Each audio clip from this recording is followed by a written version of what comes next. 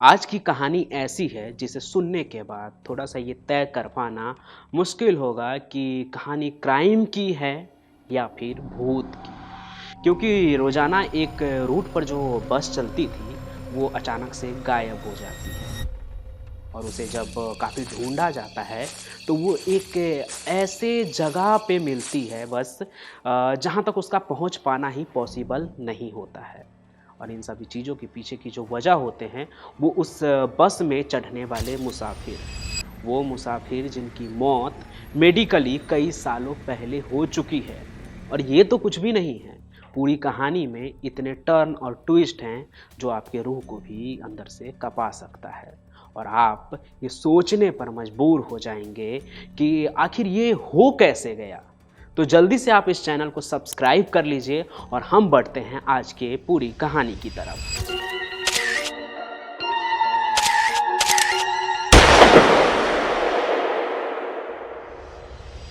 आज की जो कहानी है वो अपने अंत के लिए पूरे दुनिया में मशहूर हो गई। तो ये जो कहानी है उसको अंत तक आप ज़रूर देखिएगा। बात है 14 नवंबर 1995 की। ठंड का मौसम होता है और हर तरफ बस कोहरा ही कोहरा होता है। चीन के रूट नंबर 375 पर फ्रैग्रेंट हिल तक जाने वाली जो बस होती है वो जाने को तैयार थी। क्योंकि ये बस उस रात की आखिरी बस थी, तो मुसाफिरों की भीड़ से बस खचाखच भरी हुई थी। और ऐसा शायद ये आखिरी बार हो रहा था, क्योंकि आगे जो होने वाला है इस बस में, उसके बाद तो अब इस रूट पर लोग बस में चढ़ने से पहले भी कई बार सोचते हैं कि रात में इस रास्ते से सफ़र करना सही है या नहीं। क्या है पूरी कहानी, वो आप भी अभी आगे जान जाएँगे। तो पैसेंजर से भरी हुई ये 375 नंबर की बस अपने मंजिल तक के लिए निकल जाती है और जैसे-जैसे बस स्टॉप आता है, वैसे-वैसे पैसेंजर उतरते चले जाते हैं। आलम ये होता है कि एक वक़्त पर आकर पूरा का पूरा बस खाली हो जाता है। इस वक़्त बस के अंदर बस ड्राइवर और उसके साथ उसकी फीमेल कंडक्टर बची हुई थी। अब भले ही बस पूरी तरह से खाली हो चुकी थी, लेकिन अभी भी उसे अपने मंजिल तक पहुंचने के लिए 7 बस स्टॉप का यानी कि 7 स्टेशन का सफ़र बचा हुआ था। तो रात के अंधेरे को चीरते हुए ये जो बस होती है, वो अपने टॉप स्पीड पर चले जा रही थी। चारों तरफ बस सन्नाटा पसरा हुआ था और ये जो बस है जिस रास्ते से गुजर रही थी, वो गाँव और घने जंगलों से घिरा हुआ था। लगभग 1-2 स्टॉप निकलने के बाद बस समर पैलेस नाम के एक बस स्टॉप पर जाकर रुकती है। वहाँ पर बस के अंदर 4 पैसेंजर घुसते हैं।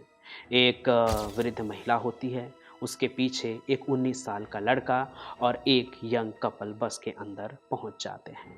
बस पूरी तरह से खाली थी, तो ये देखते हुए जो यंग कपल होते हैं, वो बस के पीछे वाले सीट पर ही बैठ जाते हैं। वो जो 19 साल का लड़का होता है, वो बस के आगे की तरफ सीट पर जाके बैठ जाता है और उसके ठीक पीछे वो वृद्ध महिला जाकर बैठ जाती है। बस एक बार फिर से अपने मंजिल तक पहुंचने के लिए तेज़ रफ्तार में निकल पड़ती है। अब बस के अंदर कुल 6 आदमी थे, ड्राइवर, उसके साथ उसकी कंडक्टर और ये 4 मुसाफिर। लगभग 1-2 स्टॉप जब बस आगे निकलती है, तो ड्राइवर को सड़क पर आगे कहीं दूर 2 आदमी दिखते हैं। अब ड्राइवर का तो यहाँ पर ये इरादा होता है कि वो उन 2 आदमी के लिए बस को नहीं रोकेंगे, क्योंकि वो आदमी जहाँ खड़े थे, वो कोई भी बस स्टॉप नहीं था। लेकिन फीमेल कंडक्टर कहती है कि ये इस रात की आखिरी बस है और अगर हम भी नहीं रुकेंगे, तो ये लोग कहाँ जाएँगे? इसलिए ड्राइवर बस को रोक देता है और वो जो 2 मुसाफिर होते हैं, वो बस के अंदर घुसने के लिए आगे बढ़ते हैं। लेकिन जब वो लोग बस के अंदर चढ़े, तो सभी के होश उड़ गए।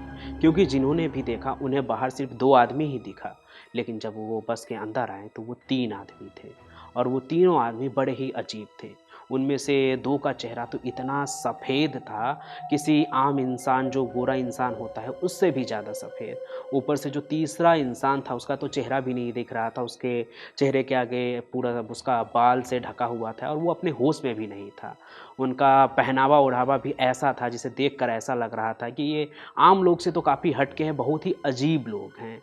अब इस बात से बस के जो मुसाफिर होते हैं बाकी के, वो भी परेशान होते हैं। वो वृद्ध महिला तो काफ़ी ज़्यादा परेशान हो जाती है, जिस पर बस के ड्राइवर उसे ये समझाते हैं कि हो सकता है कि ये लोग जो है ना वो शायद किसी नाटक कंपनी में काम करते हों और जल्दी-जल्दी में अपना कपड़ा बदलना भूल गए हों या जल्दीबाजी में हों, इसलिए ऐसे ही बस में आ गए।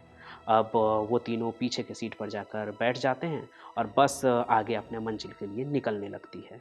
अगले ही बस स्टॉप पर एक बार फिर से बस रुकती है और जो यंग कपल होते हैं उस बस के अंदर, वो उस स्टॉप पर उतर जाते हैं। बस आगे निकल जाती है अपने मंजिल की तरफ एक बार फिर से और उस 375 नंबर बस पे जो 3 पैसेंजर चढ़े थे, वो वृद्ध महिला लगातार उसे घूरे जा रही थी पीछे मुड़-मुड़ कर। उसे वो आदमी ना जाने क्यों बहुत ही अजीब लग रहा था। इस बात को वो ड्राइवर और कंडक्टर को भी बताना चाह रही थी कि ये आदमी काफ़ी अजीब है, क्यों है ऐसा वो पता करें। लेकिन बस कंडक्टर और ड्राइवर के लिए आम बात थी, वो अपने बातचीत में लगे हुए थे, उन्हें इस बात से कोई मतलब नहीं था। लेकिन उस वृद्ध महिला को अभी भी इस बात की टेंशन हो रही थी और जब किसी का भी ध्यान उस आदमी पे नहीं जाता है, तो अचानक से ये जो बूढ़ी महिला होती है, वो उठती है और अपने आगे वाली सीट पर जो लड़का बैठा होता है 19 साल का, उसे तमाचा जड़ देती है। इस बात से सभी का ध्यान उसके तरफ जाता है। बस कंडक्टर और जो ड्राइवर होता है, वो भी इधर देखता है कि आखिर हुआ क्या? तो वो बूढ़ी औरत कहने लगती है कि ये जो लड़का है, उसने मेरे पर्स को चुरा लिया है और वो उससे अपना पर्स माँगने लगती है। वो लड़का कहता है कि उसने ऐसा किया नहीं है। इस पर जो फीमेल बस कंडक्टर होती है, वो भी कहती है कि आखिर ये लड़का आपका पर्स कैसे चुरा सकता है? ये तो आपके आगे वाले सीट पर बैठा है। ऐसे तो मुमकिन नहीं है कि वो आपका पर्स पीछे चुरा ले और आपको पता ना चले। लेकिन ये जो बूढ़ी महिला होती है, वो अपनी जिद पर अड़ी रहती है कि इसने मेरा पर्स चुराया है, तुम बस को पुलिस स्टेशन ले चलो, मुझे पुलिस स्टेशन जाना है, मुझे और कुछ नहीं जानना है। ड्राइवर काफ़ी उस बूढ़ी औरत को समझाता है कि देखिए ऐसा नहीं है, आपको कुछ गलतफ़हमी हो रही है, लेकिन वो बूढ़ी औरत मानती नहीं है और वो लगातार उस लड़के से लड़े जा रही थी कि तुम मेरा पर्स वापस कर दो, मुझे पुलिस स्टेशन जाना है।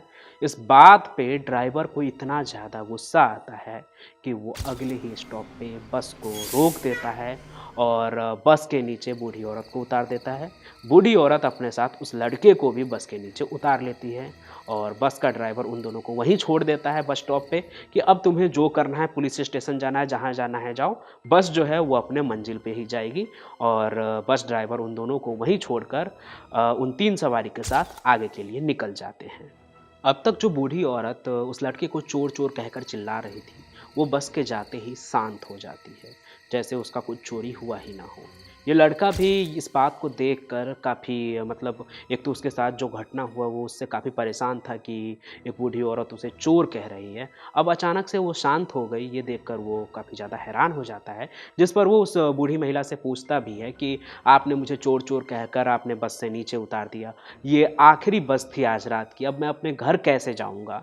और आप मुझे पुलिस स्टेशन ले जाने के लिए नीचे लेकर आई। कहाँ है पुलिस स्टेशन? इस बात पर वो महिला बहुत ही शांत रहती है, कुछ नहीं बोलती है, लेकिन आगे फिर वो बस इतना कहती है कि तुम कोई चोर नहीं हो और तुमने कुछ भी नहीं चुराया है। मैं तो बस चाहती थी कि तुम्हारी जो जान है वो बच जाए, इसलिए मैंने तुम्हें बस से नीचे उतारा। अब लड़के को ये बात समझ नहीं आता है कि ये बस में चोरी की बात कर रही थी, मार रही थी इसे, लेकिन अब बस से नीचे उतरने के बाद ये बोल रही है कि इसने चोरी की ही नहीं है, वो चोर नहीं है और ये कौन-सा जान उसकी जान खतरे में कहाँ थी जो वो बचा रही है। इस पर वो महिला कुछ ऐसा बताती है, जो उसने बस में देखा था, उसके बारे में जब बताती है लड़का और हैरान हो जाता है। असल में उस महिला के मुताबिक बस के अंदर जो 3 मुसाफिर चढ़े थे उनके जो वो बहुत ही अजीब तो लग ही रहे थे, लेकिन इसके साथ ही जब बस के अंदर तेज़ हवा का झोंका आया और वो बार-बार पीछे मुड़कर भी उन 3 लोगों को देख रही थी, तो उसने देखा कि जब तेज़ हवा का झोंका आया तो उन 3 लोगों के कपड़े जो है वो हवा में उड़ने लगे और जब उनके कपड़े उड़े तो उस औरत ने देखा कि उन तीनों ही लोगों के पाँव तो थे ही नहीं, बस नीचे बूट था और ऊपर उनका शरीर और बीच में उनका कोई पाँव नहीं था, यानी कि उनका शरीर जो था वो हवा में तैर रहा था। यानी कि उस बूढ़ी औरत के मुताबिक उस बस में जो आखिर में 3 मुसाफिर चढ़े, वो कोई इंसान नहीं बल्कि भूत, पिशाच या कोई आत्मा थे। अब इस बात पे पहले तो उस लड़के को विश्वास नहीं होता है, लेकिन जब वो बूढ़ी औरत पूरे विश्वास के साथ उसे ये बताती है कि मैं ना होती तो तुम्हारी जान को खतरा था, तो वो लड़का उसकी बात को मानता है और उसके साथ नज़दीकी पुलिस स्टेशन को ढूँढते वहाँ वहाँ पर पहुँचता है और इस बात की उस बूढ़ी औरत के साथ रिपोर्ट देता है, सूचना देता है पुलिस ऑफ़िसर्स को कि 375 नंबर रूट पर जो ये बस जा रही है फ्रैग्रेंट हिल तक, उसमें 3 अजीब लोग बैठे हैं, जो कोई इंसान नहीं बल्कि कोई अजीब-सी शक्तियाँ हैं या कोई भूत-पिशाच होने की बात कर रही थी। अब इस बात को सुनकर वहाँ पर जो मौजूद पुलिस ऑफ़िसर्स होते हैं, वो भी हँसने लगते हैं कि ये कैसी बात कर रहे हैं। उन्हें लगता है शायद इस औरत का उम्र ज़्यादा हो गया है इसलिए ऐसी बहकी-बहकी बातें कर रहे हैं। वो इनको समझा-बुझा कर घर भेज देते हैं कि वो देखेंगे मामला क्या है और इन लोगों को घर भेज देते हैं। रुकिए, ऐसा मत सोचिए कि ये कहानी यहीं ख़त्म हो गई, क्योंकि असली ट्विस्ट तो तब आता है जब अगले सुबह ये खबर आती है कि रूट नंबर 375 पर चलने वाली आखिरी जो बस है, वो लापता हो गई है। और ये बस उसी जगह से लापता हुई जिसके बारे में कल रात को वो बूढ़ी औरत बता रही थी। जैसे ही पुलिस को ये बात याद आती है तो उनका गला सूखने लगता है कि कहीं उस बूढ़ी औरत का बात सच तो नहीं है।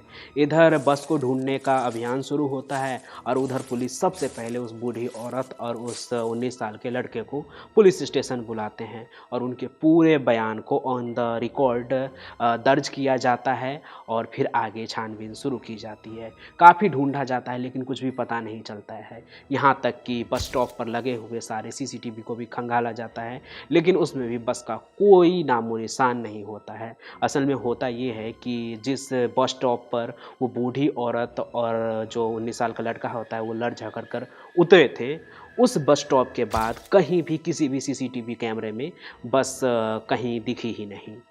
अब बस के जाने के लिए एक वही रूट था और उसमें भी बस नहीं दिख रही थी, ये काफ़ी चौंका देने वाली बात थी। अब भले ही सीसीटीवी से पुलिस को कुछ नहीं पता चला हो, लेकिन लगभग 48 घंटे बाद 16 नवंबर को एक इन्फॉर्मेशन मिलती है कि एक नदी में है जो है ना एक बस गिरा हुआ है।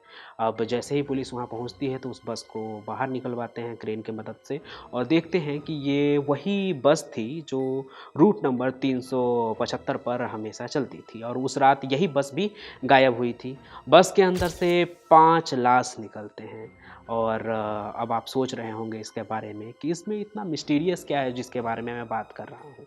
बस चलते हुए पुल से नदी में गिर गई होगी और ये 5 लोग मर गए होंगे जो उस वक़्त बस में थे। लेकिन यहाँ जो ट्विस्ट है वो अब आपको पता चलेगा कि ये जो पूरी कहानी है ये मिस्टीरियस क्यों है और इसका एंड इतना पॉपुलर क्यों है। असल में बस के अंदर से जो 5 लाश मिलती है उसमें से 2 लाश तो ड्राइवर और उस लेडी कंडक्टर की होती है और लगभग वो लाश 2 दिन पुरानी थी। लेकिन बाकी के जो 3 लाश थे वो इतने सड़े हुए, गले हुए थे और उससे ऐसी बदबू आ रही थी कि ऐसा माना जा रहा था कि ना जाने लाश कितनी पुरानी है। मतलब ऐसा देख के ही नहीं लग रहा था कि उस 5 लाश में 2 लाश इतना ताज़ा लग रहा था और बाकी के 3 लाश इतने पुराने। तो ये सबसे पहली चौंका देने वाली बात थी। उस बस के बारे में और इन्फॉर्मेशन हासिल किया जाता है, उसके डिपो से उसके बारे में जानकारी ली जाती है और एक और चौंका देने वाली जानकारी सामने आती है जिसके बारे में सुनकर आपका भी दिमाग घूम जाएगा कि उस बस में उतना फ्यूल था ही नहीं कि जिस जगह से बस मिली वहाँ तक जा सके, क्योंकि ये बस जो थी वो जिस जगह से गायब हुई थी उससे काफ़ी दूर जाकर नदी में मिली। तो वहाँ तक पहुँचने के लिए फ्यूल ही नहीं था उस बस में उतना।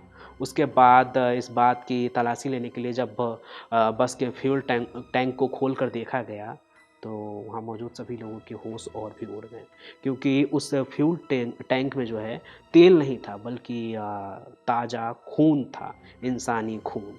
अब ये बात अपने आप में बहुत ही चौंका देने वाली थी कि आखिर उस फ्यूल टैंक में खून कैसे जा सकता है। ऊपर से जो लाश मिले हैं वो उसमें भी 2 लाश ताज़ा, 2 काफ़ी पुराने।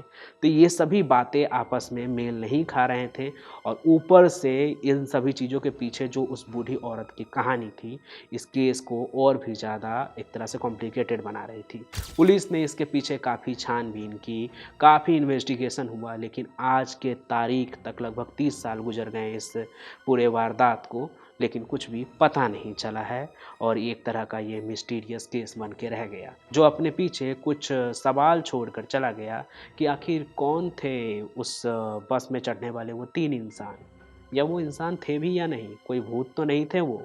और ये बस और बस कंडक्टर और जो ये ड्राइवर था, अगर कहीं उस रात उस बूढ़ी औरत की बात सुन लेता और बस को पुलिस स्टेशन ले जाता, तो क्या उनकी जान बच जाती?